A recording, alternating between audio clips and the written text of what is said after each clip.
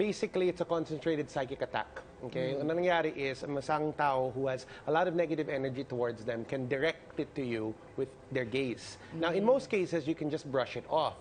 Pero what people don't realize is that the more close you are to a person, the more susceptible you are to their evil eye or to their psychic attack. Ang nangyayari is, if you're really, really close to them and you have a very bad falling out, when all the negativity being sent towards you, especially when you're in proximity, the person will pick up on, because there's already an energetic connection between the two of you.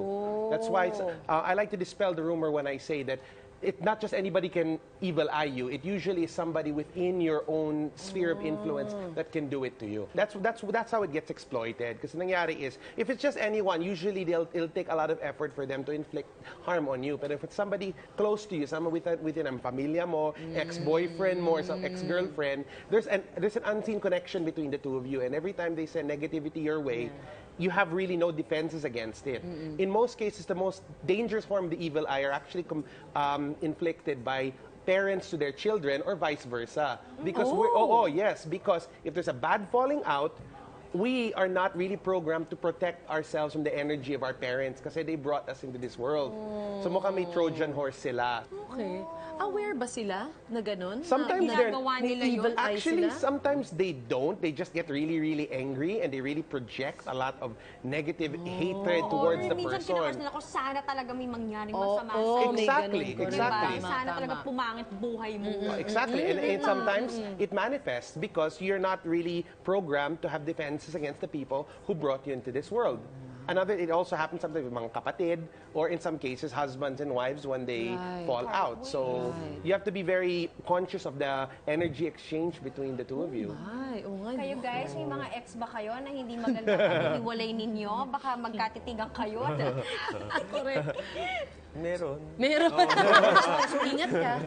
So for kasi lahat ng mga exes ko, dami, hindi naman madami. Pero okay kasi ako. Magkaibigan kami lahat kasi. Kumbaga, yung kung paano namin ina-end yung relationship namin. We make it a point na babalik kami kung saan kami nag-start. Ganun ko kasi siya ina-end talaga. That's a smart way of doing it. Usually, if I'm talking about the really bad breakups, the bad falling out, talagang violent, usually caused because of betrayal or mga money involved, third parties, that will usually elicit ang sobrang lakas-lakas ang negative energy from one, which will be transferred to the other. Ano nararamdaman nung isa? Well, the receiver's life will actually turn to garbage. You'll notice they'll start getting depressed. Parang sinumpa ka talaga.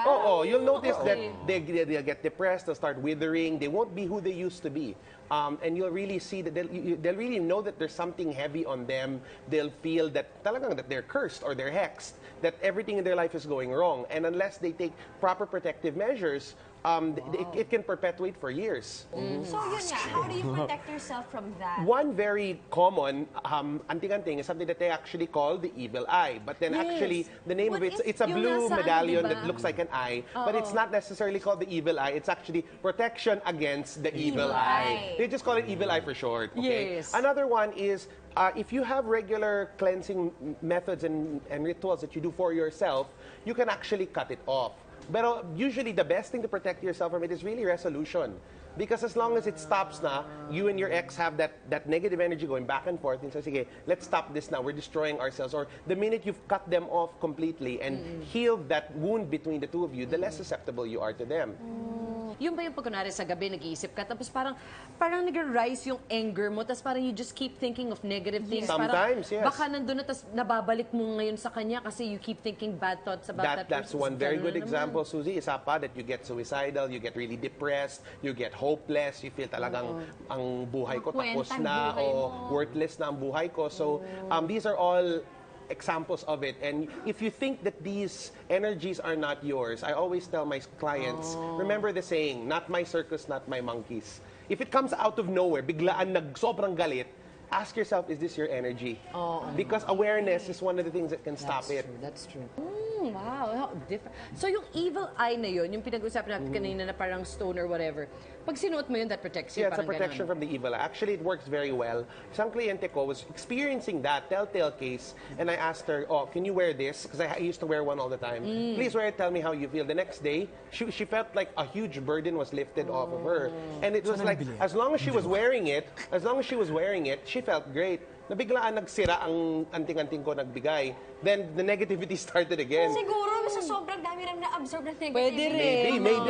That's a good possibility. Nasira na That's a big siya. possibility. That's why it's good to always have an extra one just in case.